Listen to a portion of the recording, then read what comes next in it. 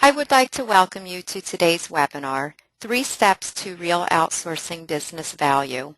Measure, Optimize, Repeat. My name is Arlene Itori, and I'm a webinar coordinator for the Outsourcing Institute, and it is our pleasure to be the co-host of today's event with Pomeroy.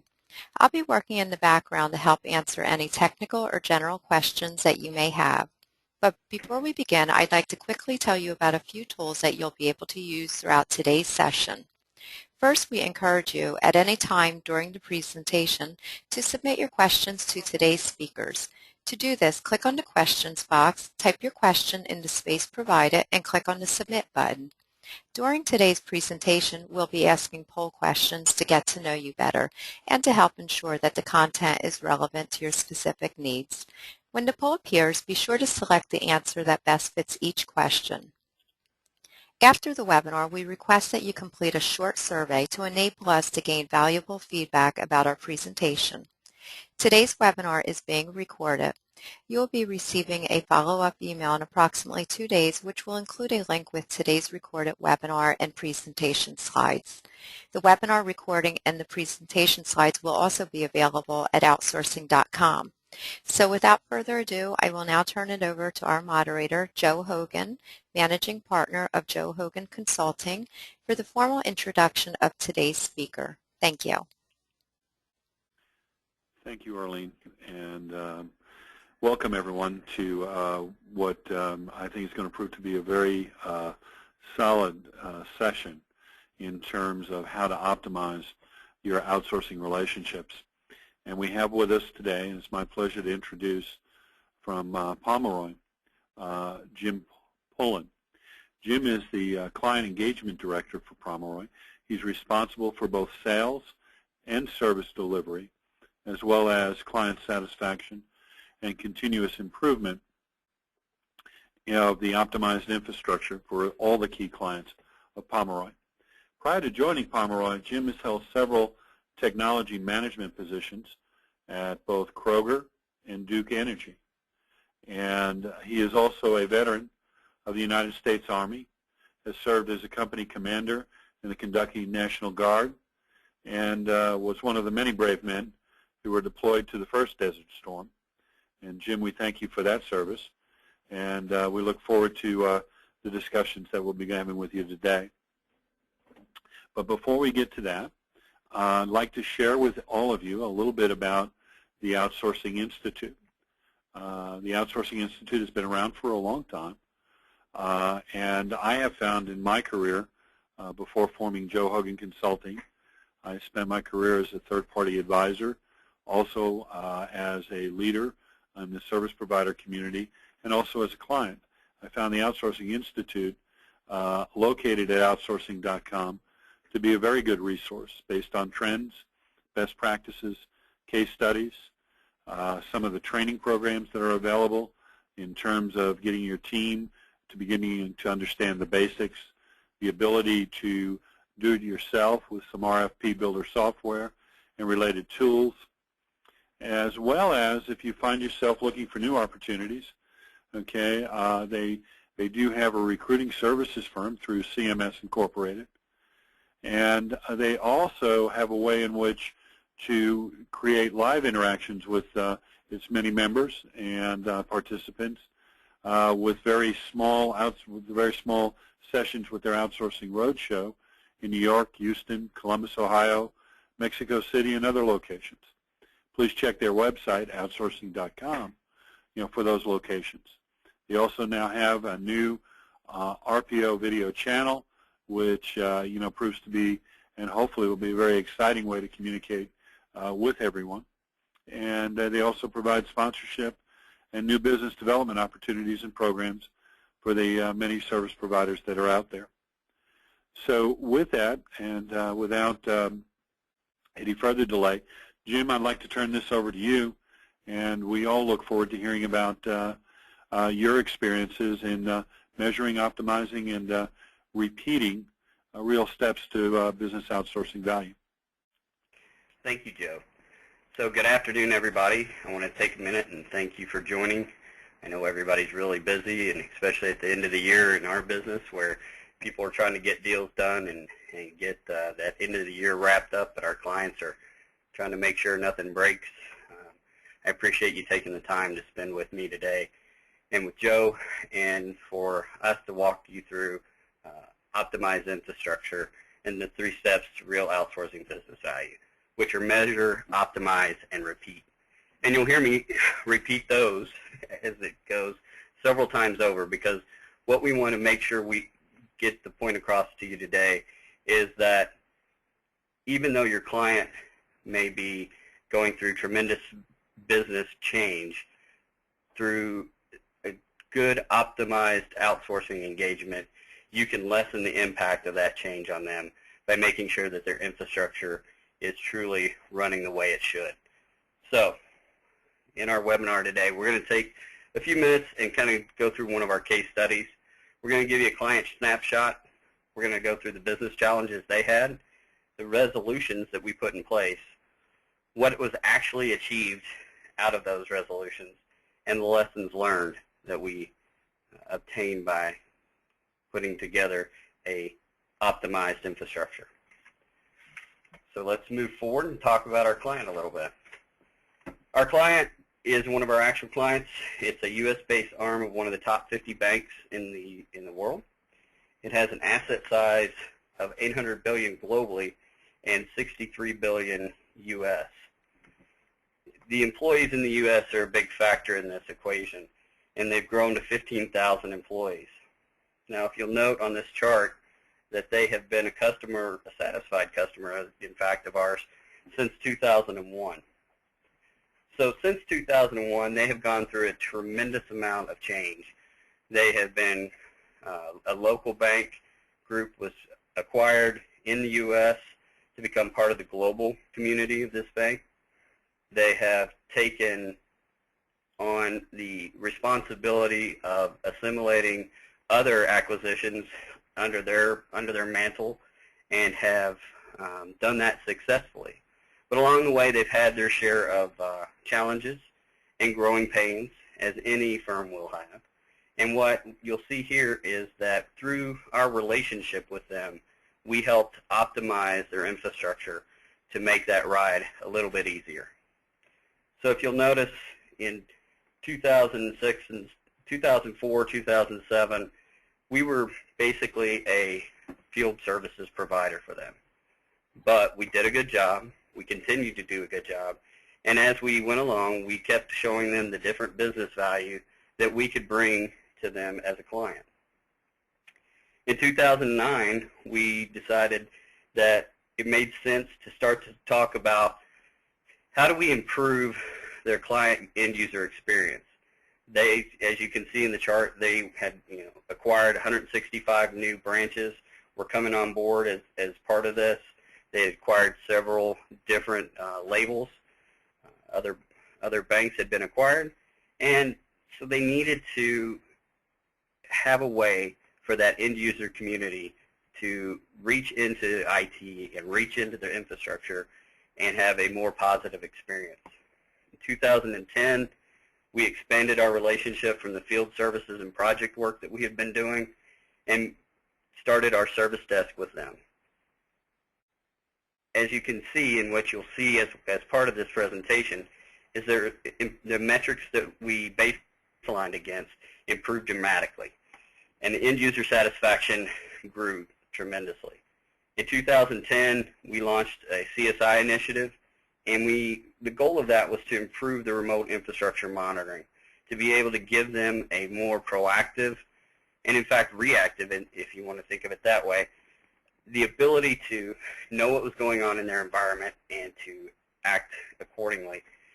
So, and then 2011, we spent the majority of the time making sure that we put in the right approach to handle their monitoring, to react to their monitoring, and to make sure the entire organization was connected to that monitoring. Okay? So what was the challenge? As you can see on the slide, the bank was going through rapid business expansion, right? They had a tremendous amount of growth, both in their user population, their customer population, and their infrastructure as it was. Their acquisitions, like we said, grew tremendously. Their retail footprint more than doubled. Online banking became from a nice to have to a business critical. And their non-traditional businesses that go along with banking had started to have an impact that was greater than anyone had forecasted. Now, what was part of the problem there was that their infrastructure was having a hard time competing. They had competing resources, competing agendas, trying to make sure that they took multiple systems that did the same thing and bringing them in under one.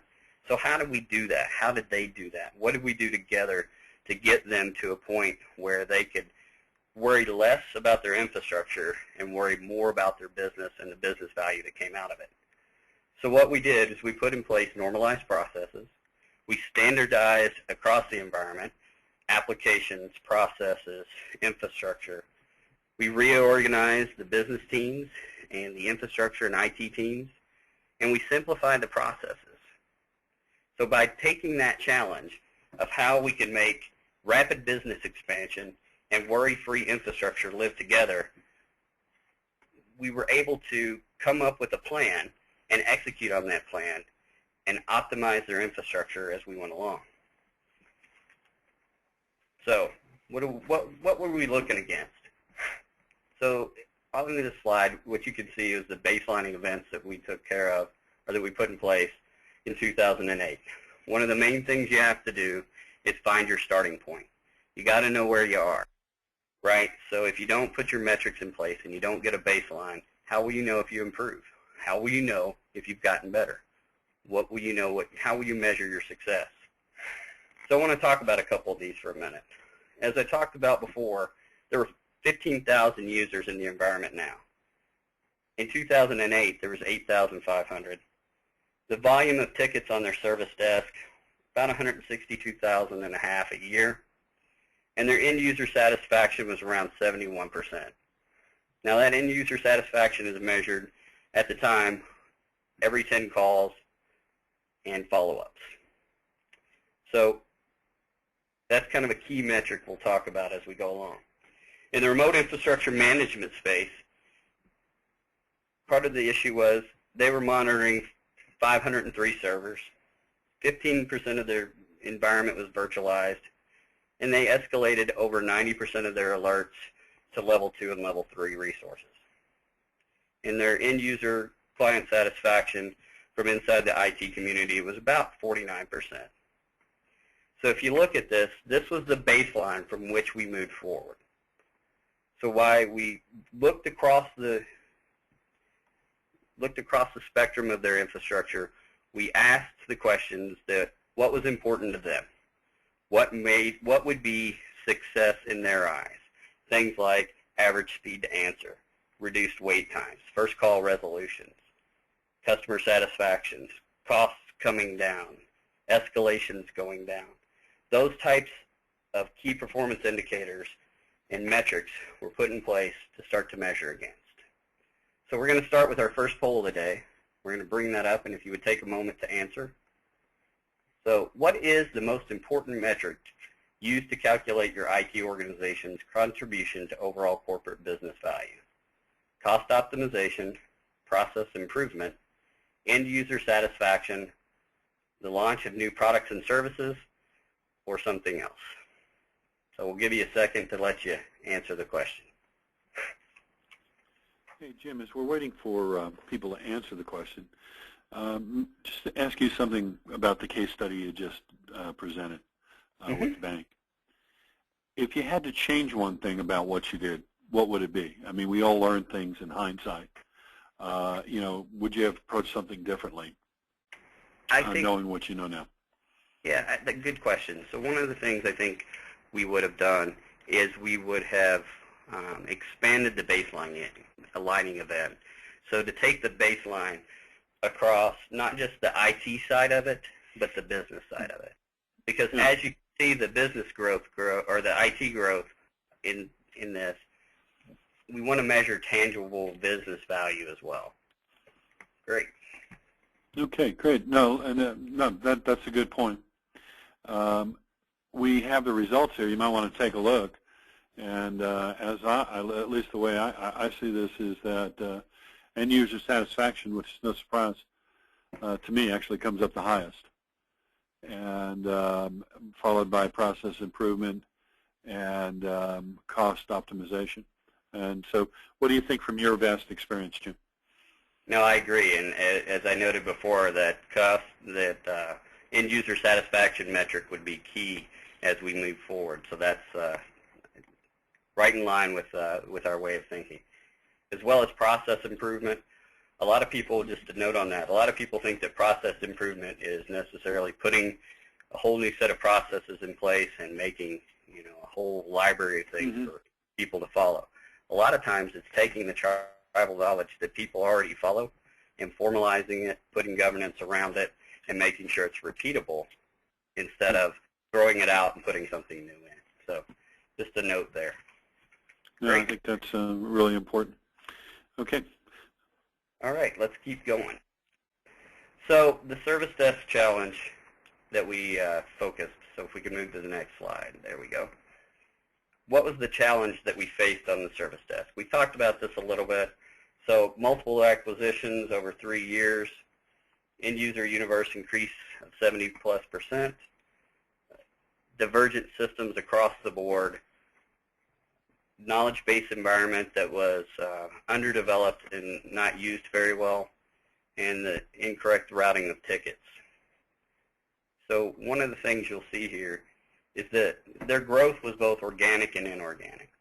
So with the inorganic growth, as they bought new banks and they expanded and new systems came on and competing agendas came into place and competing softwares came into place, the rationalization of what was best for the business and what was best for the end user community had to take place. One of the things that you'll see by the chart here is that the service desk wasn't able to keep up with the needs of the expanding business. So as you see here, ASA, or average speed to answer, was 120% of the industry average. Wait time was 140+%. First call resolution was below. A key thing to note here is sometimes being above average isn't always a good thing, right? So you wanted to bring down that average speed to answer. You wanted the wait times to go away. You wanted the first call resolutions to go up. And so instead of having to call somebody, escalate a ticket, and wait for a response, the end user wanted to be serviced and taken care of on the phone, have their problems resolved and fixed at that point, and be able to move on with their business day. So that was one of the things that we did to go start to tackle. We put it in place. We put together a plan with our partners at the bank, and we, as you can see on the next slide here, had a resolution that had a pretty immediate impact on the business and the business value, not only seen by the end user community, but overall by the customers of the bank. A lot of times if the tellers have issues, customers stand in line longer, they become less patient, and they can switch banks. That's one thing that the bank didn't want to happen, so they wanted to decrease that time. So a quick note about our service desk. Our service desk is HDI certified. It's managed by an IDLE expert. We have a large community of analysts that answer the phone every day that make sure that they become part of their client. The service desk here doesn't answer the phone Pomeroy. They answer as the client. They're part of that team. They're integrated into that team. They're transparent to the end user community. In fact, the best thing I can hear is that the end user doesn't know that we're sitting there, right? That they can pick up the phone, have their call resolved, and they can move forward with their day in a timely manner and have an excellent experience. So let's talk a little bit about what we did. So one of the things that made Pomeroy a great fit for this client is that we already had a financial services service desk model in place. We already had clients in the service desk who were banks, financial providers throughout the financial industry. And so with that, we were able to have a complete or more complete expanded knowledge base that was easily transferable over to another banking client. We understood the ins and outs of their universe, their trials and tribulations, and where some of their sore spots were when it came to their end user community. We took that knowledge environment and it made it more extensible. So we leveraged the existing knowledge base, added this client's application-specific knowledge to it, and that's a piece that we continually do every week. We spend time on that knowledge environment, making sure that it gets better and better, and so we can reduce calls and get the client back to work even faster. The ease and speed and ramp up of the transition, to be quite honest, it was transparent to the end user. When we flipped the switch, that we'll talk about in the charts below, end users used the same phone number, they heard the same greeting, but they saw quicker results, they saw a more active analyst on the other end of the phone that was able to answer their calls quicker and with a degree of accuracy that caused the business value to go up tremendously. Seamless migration to an existing client platform and leveraging existing systems. Again, it was about being transparent. It was about having the right knowledge, having done the right transition, having done the right baselining, putting the right KPIs in place to be able to hit the ground running on day one. And the immediate improvement in the service desk, as you can see in the charts below, monthly call volume average. This one's a little misleading if you look at it real quick, but if you see the green line is where we flipped the switch and took the service desk in-house from our client. At the top of the peak, you'll see around 25 to 30,000 calls. You'll see an immediate drop there. What we did was we were able to break out quite a few of those calls by doing some proactive, preemptive work and getting some of those nagging issues taken care of up front. We also, if you also notice, as they acquired more banks, as they acquired more end users, as they brought on new applications, as they've changed their environment, their call volume has gone up tremendously. Now there's a drop there at the end, but that's due to where we put in even more systems to be able to do proactive call decrease measures in order to get to the call, get to the end user, provide them with ways to help themselves before calling the service desk. As you notice, the percentage of calls answered increased dramatically. We had the right number of staff, we had the right people in place, and their average wait time is better than they've ever had it. And to be honest, that helps drive that customer satisfaction. So by putting in a extensible knowledge base, the right analyst, doing the right baselining, doing the right amount of work up front, we were able to make a transition that was seamless to the end user, which provided value on day one. So let's talk a little bit about remote infrastructure management, or NOC services, or remote monitoring. There's a lot of ways to call it. As you can see kind of in the chart down here, it kind of looks like chaos, right? There were multiple teams responsible for their management of their environment. Only a third of their servers were being monitored at the time, that 503 we talked about. The tools weren't consistent across the environment. Their escalation path was not well defined, and if it was well defined in some places, it wasn't always followed. There was no governance structure in place, and there was a need for real process improvement that gave a sense of order to that chaos. So one of the things that we followed is the IDLE process. And as part of our teams, our program managers, and so forth are IDLE certified. We bring them, we train them, we get them used to working under a foundation that has order to it in order to help guide the customer to best practices. So by taking IDLE's best practices, Six Sigma, Pomeroy's lessons learned, and so forth, and bringing those together, we're able to use that optimized plan that we put together to get to an semblance of order out of such chaos. Now, if you look at this, this is an actual chart, actual report of what they were trying to keep track of at any given moment of the day. These were alerts by categories, by types, and it didn't roll up, and it wasn't actionable. So if we'll move on to the next slide. We came in, I spoke a minute ago about our CSI engagement, Continual Service Improvement engagement. This is one of our actual processes.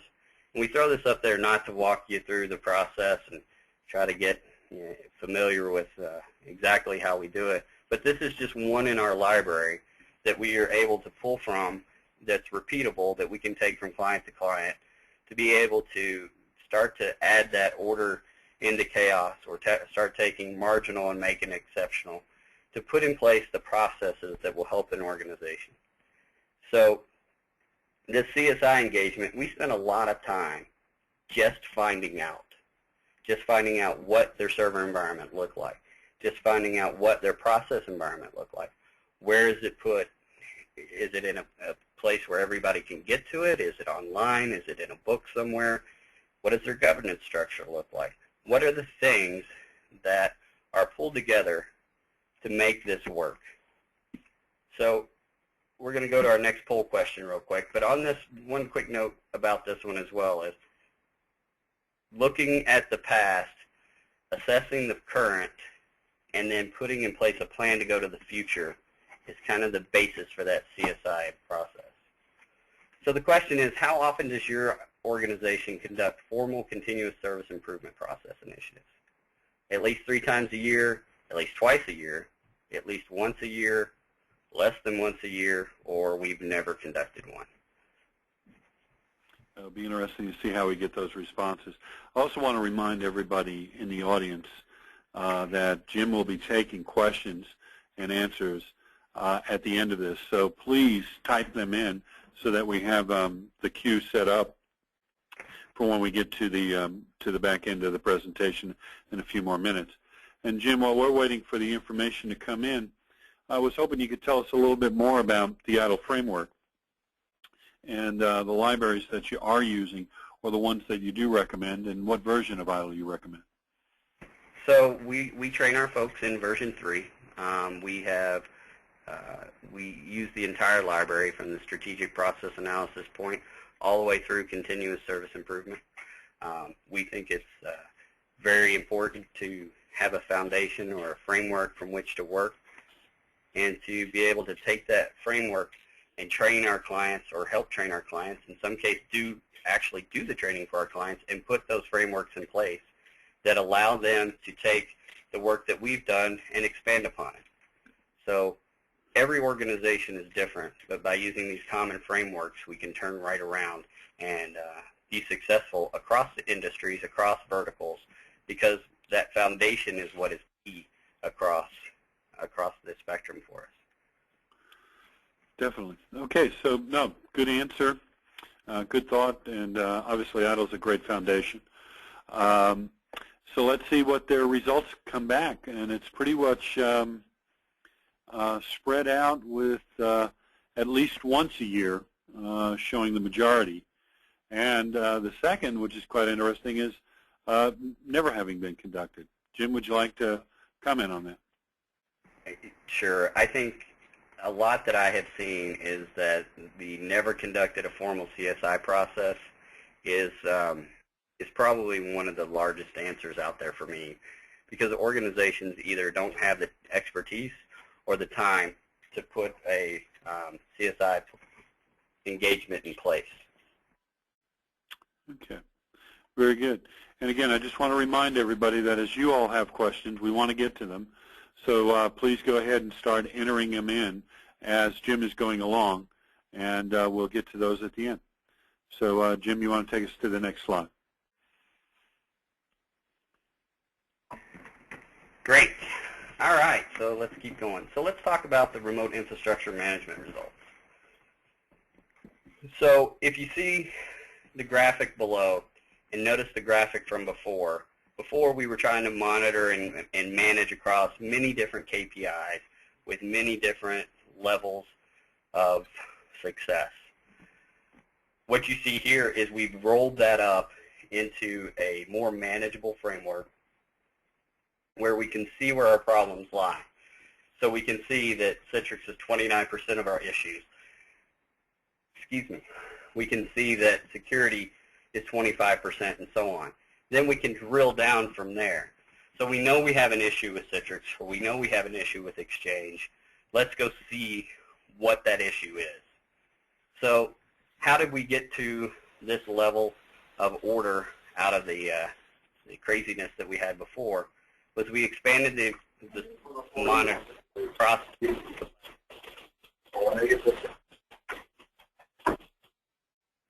Okay, we're getting a little feedback there.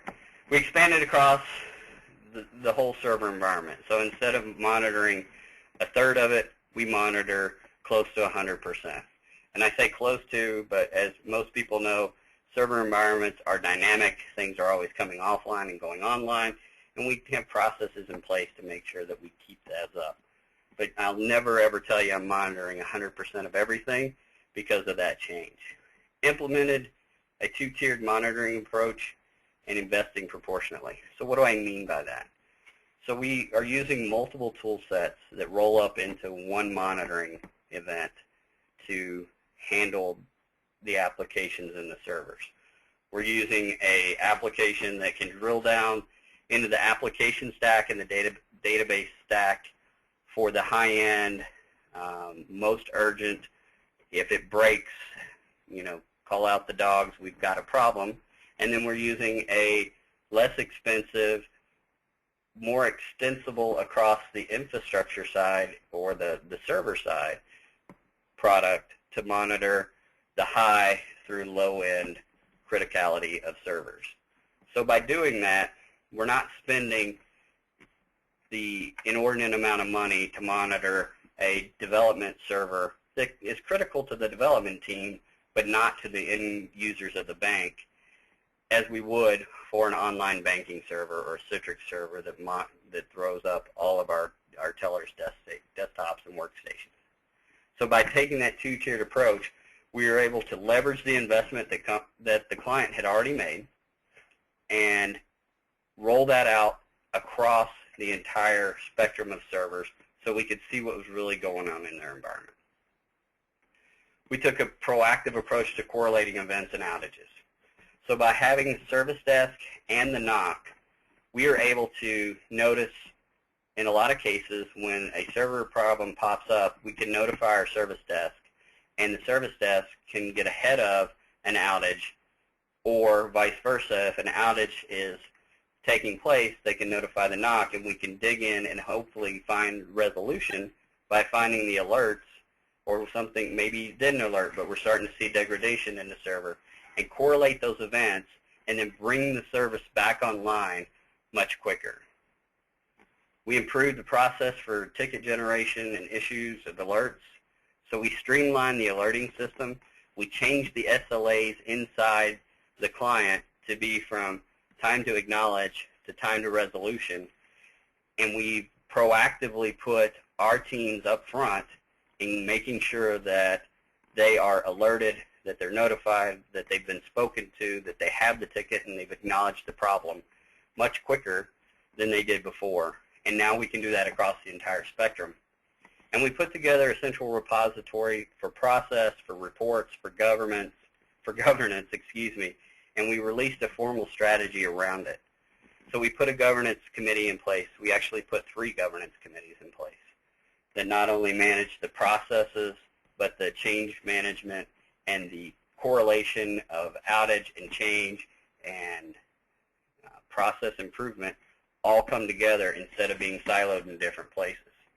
We built a repository where every process is easily accessible by everybody in IT. We trained everybody in IT, from the people pushing the buttons all the way up through the CTO level. Where are the processes? How do they live? How do you get to them? Where's the on-call schedule? How's Remedy tied into it? Where do we need to make changes?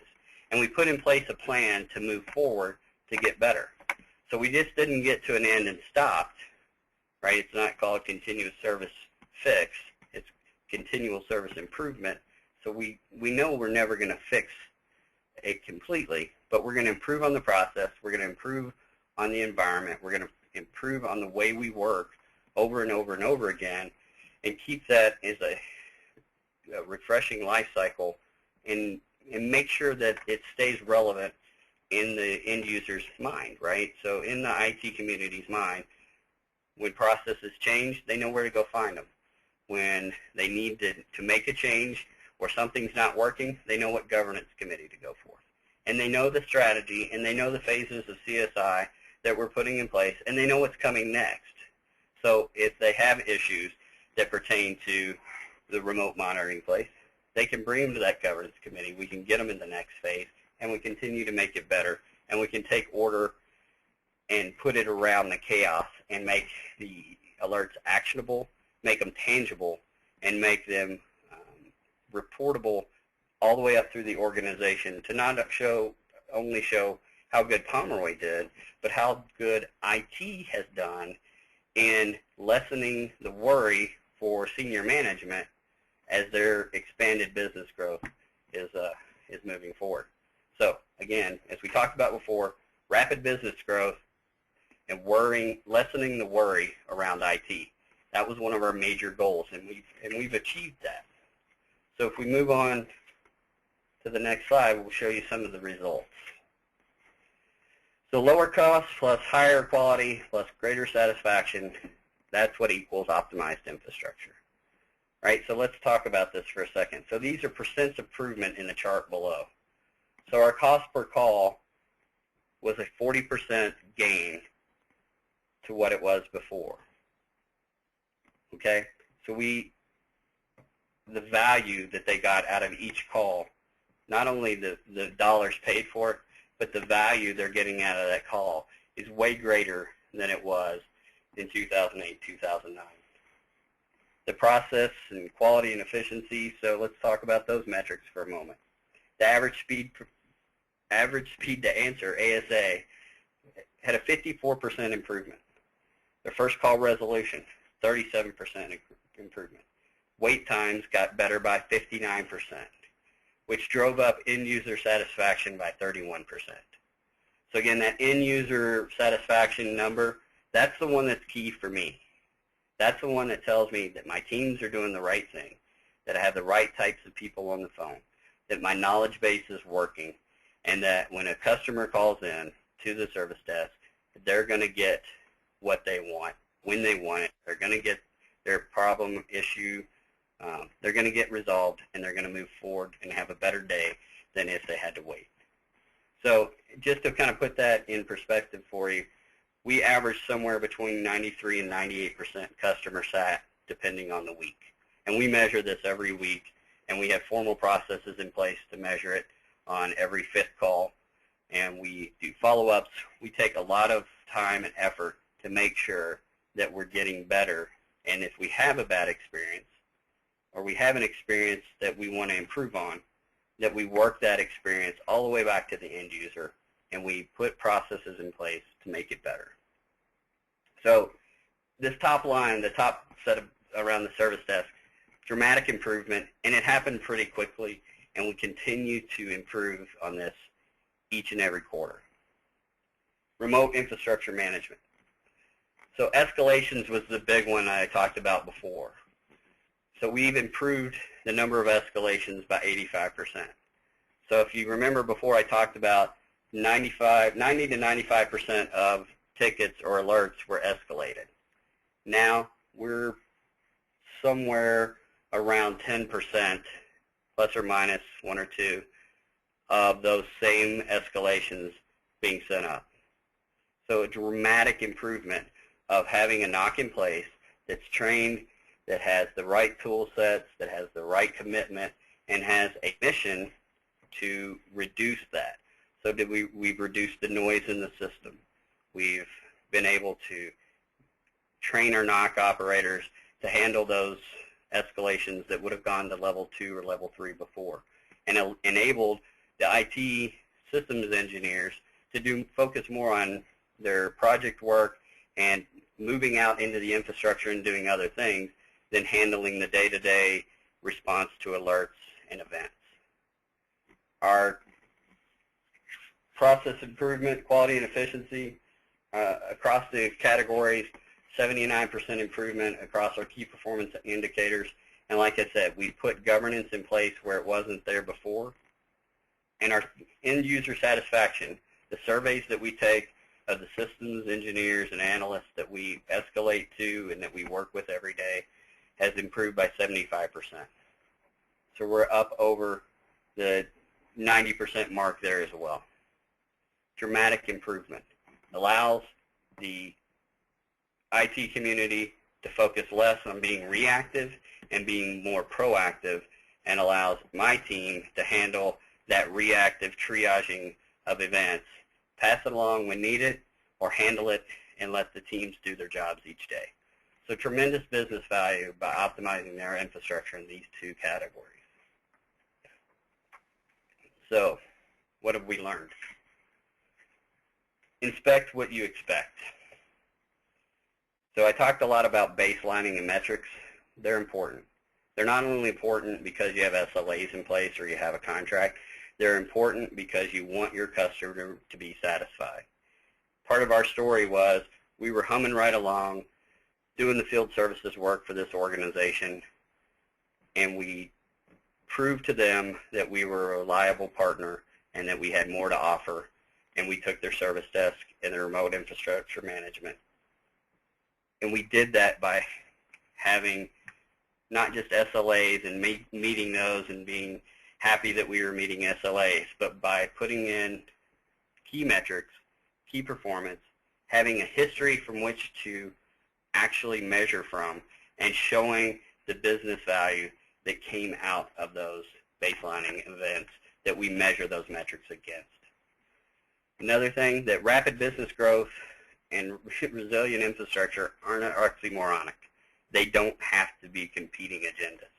You can have both, but you have to have the right plans in place. You have to have the right metrics to work against, and you have to have the right partnership and able to get these things done, which leads us into a partnership is based on trust. You can't be a vendor. You have to be a partner. If you're going to be a vendor, then look at the end of your contract and notice that's the day when somebody else will come in and take over for you. Because in this day and age, businesses are looking for partners. They're looking for people they can trust. They're looking for organizations that they know can do the job that they've hired them to do and can show them that they're doing the job and can bring them business value outside of the letters in the contract. You have to have a partnership, and it's got to be built on trust. And a simplified process and infrastructure drive tangible results. You can't measure everything. You have to be able to look across the infrastructure spectrum and roll those together and see where you can add business value, drill down into the areas that you have problems, focus on that for a while, fix the problems, and move on to the next. Prioritize them, put them together, and drive that business value. Again, you have to be able to measure what you're going after. Then you have to be able to optimize that baselining event that you pulled out. You have to be able to do things with it. And then you got to go back and you got to keep doing that continually. And you got to make sure that you measure, optimize, and repeat over and over again so that you add tangible value to your client. It's about making sure that they are optimized. So by optimizing their infrastructure, we're able to drive their business result, not just their IT result. So let's talk about Pomeroy for just a minute. One big thing I want to note is just this last month we celebrated our 30th year in business. So I'm not going to read this word for word for you. I hope you'll take a moment and read it. But I want to focus on a few things. We try to drive real business value and make sure that we have long-time clients to prove it, right? We're recognized by industry leaders, by our partners, by analysts, and we're not the biggest, but our size gives us the ability to be nimble and to take your unique needs and create a plan, yet we're large enough to scale to manage your entire organization, from the local school district to national home improvement companies to global consumer packaged goods. Across the spectrum, we're able to provide comprehensive solutions that will optimize your infrastructure. We've been doing this for 30 years, like I just said, and we do achieve that optimized infrastructure by listening and understanding your needs and making sure that the promises that we make are able to be achieved, and we're going to give you tangible business value out of our partnership. So, in short, by delivering value where quality and cost meet, Pomeroy will deliver optimized infrastructure. So I hope today that you learned a few things. I hope this was helpful. I'll be happy to answer your questions.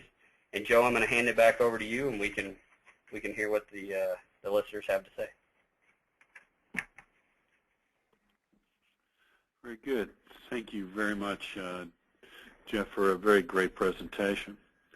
And as we're waiting for more of the questions to come in, what I'd like to do is start with a very simple one that's come in. And how does, I guess you've been around this for a while, and you obviously have a passion around seeing these kinds of transformations take place. But if I was in the audience, how would I go about convincing my leadership to make the investment to go through to create this kind of continuous improvement? How would I convince my leadership to be able to implement the benefits of an ITIL training and those kinds of things? I mean, if you sat there at say at Kroger again, or or elsewhere, how would you go about doing that, Jim? So one of the things that's very important is to know the history. And don't just know the history anecdotally. Go back and dig into the data. Show where the issues are, and show your leadership where you need improvement and what business value you think is going to come out of that. Don't just show them, if we do X, then sales are going to go up 25%. Because they're going to say, how do you do that? But if you say, if we do X, Y, and Z, it will cause the business to be able to do A, B, and C. Therefore, we'll be able to scan, in Kroger's case, we'll be able to scan groceries quicker, we'll be able to get customers through the line, and therefore we can service more people in a timely manner. Not only show them the IT value, but try to show the business value. Okay, so how do you take customers? Take the example of Kroger, okay, and you've got obviously throughput, through the checkout line, important. The amount of merchandise in a shopping basket, important. How do you tie that to remote infrastructure management and help desk improvement? How do you get them to be believers? So you show them the outages that have caused downtime in the system, right? You show them where the business is impacted, and because we didn't have the right data, we couldn't make the right choices, and we couldn't get the right systems back online to impact our clients or our customers. You have to be able to go back and dig into the data.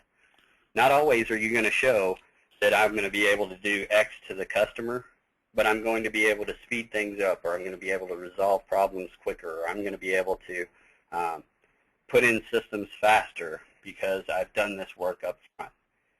So it's a case of making them understand what your result, the result you want to see, and why it's important to them. Because it won't always be, I can get people through the line quicker. But it could be, I can get servers back online faster because now I'm being proactive instead of reactive. I'm able to be flexible in my response versus the rigid way we're doing it today, because now I have different ways to look at it, and I've looked at it across the spectrum, not just with my eyes only, but from a CSI perspective that looks at the core problem and then around the problem as well. Okay. No, very good answer. I'm going to maybe switch on you a little bit. Okay. And as you start talking about the service desk, we've talked about the process side of it. We've talked about the standard side of it, using Six Sigma, using version 3 of ITIL, et cetera. But what about the human factor? Have you seen is it more successful when you keep the service desk closer to the end user, or when you put it remote, say either near shore or offshore? What's been your experiences? So my experience has been that it can be remote, but it has to mimic your users. And what do I mean by that? So if you have a cultural issue by sending it offshore, or you have a language barrier, or you have a company that doesn't understand the business, the vertical that you're in, then they're not going to do a good job for you. The people factor, I think, is number one in customer satisfaction in a lot of ways. By being a partner, showing that you care, making sure that the people understand that you're there to help them and take care of their needs, and not just being a help desk that can answer, how do I get into my email, but being a service desk that can correlate outages and events and changes and put resolutions in place to be able to be that hub of activity. That gives limitless business value to your customer, because it also allows that human factor when somebody calls up and says, I can't do X, and we say, we understand, we have the following outage going on, it's affecting your area, and we think it's going to take about an hour to fix, and you'll get a communication over the next X, Y, and Z in 10 minutes, 30 minutes, 40 minutes, and we'll keep you up to date. By having that human factor and listening and being a part of their organization, where they know you're a part of their organization and it's transparent to them. One of the key successes here was they picked up the phone, and a lot of people had the same vernacular that was used, the same acronyms that were used on day one. So they didn't even realize that the service desk had been sourced at that point. Okay. If you, if you're sitting there and in your opinion, is this service desk better off being sourced, or is it better off being kept in-house? I think they would tell you that they've had much more success being sourced, because they're not in the business of service desks. They're in the banking business. And, you hear that a lot, but they brought in people who had help desk experience and put the tools in place, but they didn't have the industry background or the best practices in place, the right procedures in place, the right knowledge base in place to be able to be successful. And as they were growing rapidly, as you could tell, doubling their size, doubling their user base, it's hard to keep up, especially with all these new systems coming on and disparate folks across the organization. It was hard to keep up. And they will tell you that they are extremely satisfied with the value that they've gotten by sourcing it with us. Just because it's sourced with us doesn't mean that they need to know that there's a difference. And what do I mean by that? Well, the end user, like I said before, it was transparent. So they think they're getting the same service that they've always gotten, but they're just getting it a whole lot better, a whole lot faster, and with more confidence that they're going to get their issue resolved. So it's worked out great for the client. Okay, now from your perspective, with the kind of support that's in this kind of a business case, I can see where, a client such as the bank or a retailer or a manufacturer would say, okay, I want you guys to do my service desk and my remote infrastructure management, and I want X, Y, and Z to do my application development and maintenance, et cetera. So how do you recommend the best practice? When there are multiple providers within that same client, and you don't always operate under the same standards like ITIL. So that's where you put a governance committee in place, or a governance board.